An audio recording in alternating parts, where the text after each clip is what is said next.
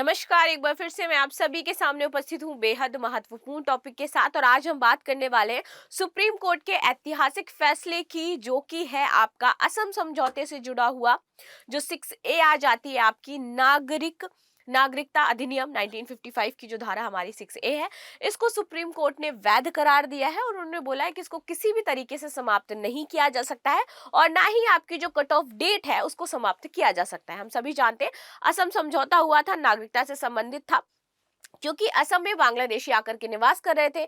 इसके बाद वहां पर विद्रोह उत्पन्न हुआ और आपकी एक कट ऑफ डेट लाई गई थी, जिसको खत्म करने की बात कही जा रही थी कि ये जो कट ऑफ डेट है इसको हटा दीजिए, जो 6A के तहत आपकी तय की गई है। लेकिन सुप्रीम कोर्ट ने ये पक्ष में फैसला सुनाया है और बोला है कि असम इन सभी से अलग है, उसको स्पेशल स्टेटस जो उसका है वो बरकरार रहने दीजिए। ठीक है, तो इसी पर हम डिटेल से एनालिसिस करने वाले हैं कि नागरिकता किस किस प्रकार से मिलती है, ये मुद्दा क्या था, 6A का कट ऑफ डेट कौन सी है, कैसे समझौता किया गया और समझौते में कौन कौन सी बातें शामिल थी। ये हमारे एग्जाम के पॉइंट ऑफ व्यू से बहुत ही ज्यादा इंपॉर्टेंट हो जाता है। चलिए वीडियो को शुरू कर लेते हैं। मेरा नाम है प्राची मिश्र और संस्कृति IAS के इस प्लेटफॉर्म पर आप सभी का स्वागत है। एंड मेरी इस वॉइस को थोड़ा सा इग्नोर करिएगा, क्योंकि अभी मुझे थोड़ी सी प्रॉब्लम है। सबसे पहले हम देख लेते हैं भाई, जो हमारा नागरिकता अधिनियम 1955 है, इसके तहत हमें किन 5 आधारों पर नागरिकता मिल सकती है। तो बात करूं यदि मैं नागरिकता अधिनियम 1955 के तहत, तो सबसे पहले हम जन्म से एक तो या तो भारत के नागरिक हो सकते हैं या फिर हम वंश के आधार पर यहाँ पर नागरिक हो सकते हैं, बेसिकली वंश हमारा, ठीक है, इसके आधार पर। तीसरे यदि मैं बात करूं, या तो अगर उसका देशीकरण किया जाए, ठीक है, इसके आधार पर हम बन सकते हैं, देशीकरण की बात करें। या फिर आप देख लीजिए कि क्षेत्र का विस्तार किया जाए, क्षेत्र बढ़ रहा है, क्षेत्र का समावेशन मिला रहे हैं अभी हम उसको, तो क्षेत्र समावेशन के आधार पर हो सकता है, क्षेत्र का समावेशन, ठीक है। या फिर आपका एक हो जाता है कौन सा, इधर बात कर लेते हैं, पंजीकरण।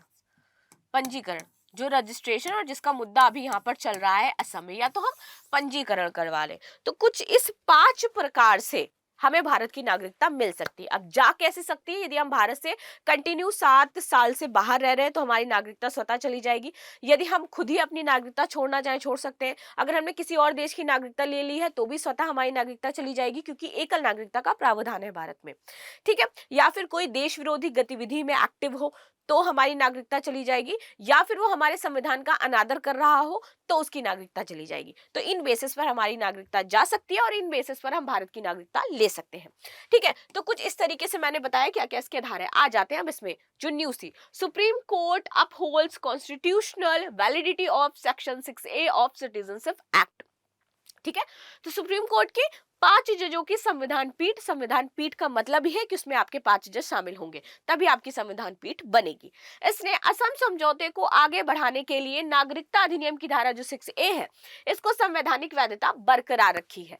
नागरिकता अधिनियम 1955 की धारा 6A को सुप्रीम कोर्ट में चुनौती दी गई थी और कहा गया था इसको आप समाप्त कर दीजिए, जिससे वहां के जो लोग हैं, जो अप्रवासी हैं, उनको भारत की नागरिकता मिल सके, और जो कि स्पेशली कहां से आए हैं, बांग्लादेश से आए हैं। अभी वर्तमान में स्थिति क्या चल रही है कि बांग्लादेश में हिंदुओं का अनादर किया जा रहा है, मूर्ति पूजा पर बैन लगाया जा रहा है। तो सरकार ने इसको टैकल करने के लिए एक तरीके से आप कह सकते हो कि बहुत ही स्ट्रिक्ट एक्शन लिया और बोला है कि अगर आप बांग्लादेश से आए हो, 1971 से पहले आए हो तो ठीक है, अगर उसके बाद आए हो तो भाई आप वापस जाओ, आप अप्रवासी हो, यहां पर आपको नागरिकता नहीं दी जाएगी, ठीक है। आगे आता है, इन याचिकाओं पर सुप्रीम कोर्ट की 5 जजों की संविधान पीठ ने सुनवाई की और फैसला सुनाया है।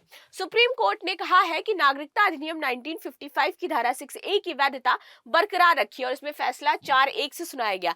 इस जो पीठ में थे, सिर्फ एक ही लोग थे जिन्होंने इसके विपक्ष में फैसला दिया, बाकी 4 लोगों ने इसके पक्ष में फैसला दिया था। इसके विपक्ष में कौन था, तो वो थे जे पारदीवाला, ये इससे असहमत थे, बाकी सभी इससे सहमत थे। आगे आ जाते हैं, संविधान पीठ का निर्णय क्या था। देखिए, असम में यदि बात करें तो 40 लाख अप्रवासी हैं और पश्चिम बंगाल में बात करें तो 56 जो लाख है वो अप्रवासी रहते हैं, लेकिन इसका जो प्रभाव है वो असम में ज्यादा देखने को मिलता है, ठीक है।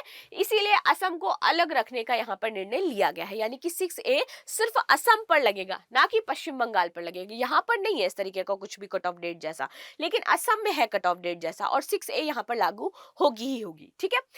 वर्ष 1971 की कट ऑफ तिथि तर्कसंगत विचार पर आधारित है। अब ये क्या है, आपकी बात कर लेते हैं भाई।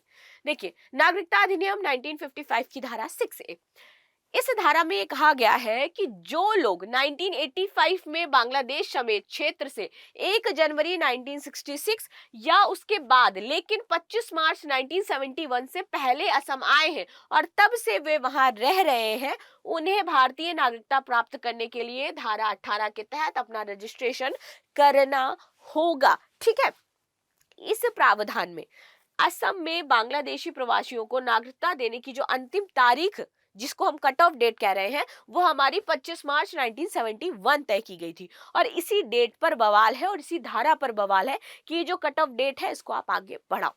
ठीक है, 1985 में असम समझौते को आगे बढ़ाने के लिए नागरिकता अधिनियम 1955 में धारा 6A को जोड़ा गया था। अब ये जो असम समझौता हुआ था 1985 में, ये क्यों हुआ था और क्या चीजें थी, इसको हम नेक्स्ट स्लाइड में समझेंगे कि समझौता क्या था। देखिए, असम में बांग्लादेशी नागरिकों के खिलाफ प्रदर्शन हो, क्योंकि किसी क्षेत्र में यदि कोई अलग लोग आकर के रह रहे हैं तो संसाधनों का बंटवारा होता है, असंतोष आ जाता है लोगों में, और प्लस साथ ही साथ वो मान लीजिए कोई गलत कार्य कर रहे हैं, एक्टिविटीज कर रहे हैं, वहां के जो स्थायी निवासी उनको परेशान कर रहे हैं, तो लोग विद्रोह करने लगे थे कि असम में एक तो ये लोग बाहर से आ रहे हैं, प्लस हमारे संसाधनों का बंटवारा कर रहे हैं और हमारे लिए चीजें नहीं बच पा रही है।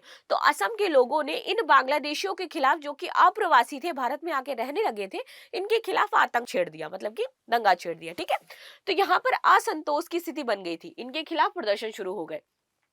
तत्कालीन उस टाइम कौन थे? राजीव गांधी थे। इनकी केंद्र सरकार ने आसू के साथ समझौता साइन किया। ठीक है, असम सरकार, तो इसमें केंद्र सरकार, असम सरकार और एएसयू, जिसको हम आसू कह रहे हैं, इसके बीच में एक त्रिपक्षीय समझौता साइन किया जाता है, ये जो दंगे हो रहे हैं इनको समाप्त करने के लिए। इसका उद्देश्य था कि असमिया संस्कृति, विरासत, भाषाई और सामाजिक पहचान को संरक्षित किया जाए। और असम के लोग कह रहे थे इससे हमारी जो अस्तित्व है उस पर खतरा मंडरा रहा है, ये जो लोग यहाँ पे आके रहने लगे हैं। इस समझौते में 15 अगस्त 1985 को यह समझौता हुआ। इसके बाद विधानसभा को 1985 में भंग करके चुनाव कराए गए, जिसमें नई बनी असम गण परिषद की सरकार को यहां पर बहुमत मिल गई थी। राज्य में असम समझौते से शांति बहाल हुई, लेकिन नवनिर्वाचित राज्य सरकार खुद भी ये जो समझौता हुआ था इसको लागू उस टाइम नहीं कर पाई थी। असम समझौते की कुछ महत्वपूर्ण बातें क्या थी, देखते हैं। तो भारत और पूर्वी पाकिस्तान विभाजन के बाद 1951 से 61 के बीच असम आए सभी लोग पूर्ण नागरिकता और वोट का अधिकार दिया जाएगा, ये कहा गया था समझौते में। ठीक है, 1961 से 71 के बीच में असम आने वाले जो नागरिक हैं उनको अन्य अधिकार दिए जाएंगे, लेकिन उनको वोट का अधिकार नहीं दिया जाएगा, ये बातें इसमें कही गई थी। तो अभी भी ये लोग वोट नहीं देते हैं। असम को आर्थिक विकास के लिए विशेष पैकेज भी दिया जाएगा। ठीक है, असमिया भाषी लोगों को सांस्कृतिक, सामाजिक और भाषाई पहचान की सुरक्षा के लिए विशेष कानून और प्रशासनिक उपाय भी किए जाएंगे। वर्ष 1971 के बाद असम में आने वाले विदेशियों को वहां का नागरिक नहीं माना जाएगा और उसे वापस भेजा जाएगा। ये इंपॉर्टेंट बातें यहाँ पर कही गई थी। तो अब स्पेशली असम को स्पेशल स्टेटस की जो वैधता है वो पूरी तरीके से मिल चुकी है और कहा गया है भाई यदि आप 1971 के बाद आए हो तो आपको यहाँ पर जो नागरिकता है वो नहीं दी जा सकती है, आप वापस जा सकते हो। धारा पूरी तरीके से आपकी बरकरार रखी गई है। लास्ट में क्वेश्चन है, नागरिकता अधिनियम 1955 की धारा 1 को किस वर्ष जोड़ा गया था? 1965, 1971, 1985 या फिर 1990? आप सभी मुझे कमेंट में जरूर बताइएगा। मिलते हैं नेक्स्ट क्लास में, तब तक के लिए धन्यवाद। बाकी आपकी इस पर क्या राय है अवश्य बताएं। Thank you so much.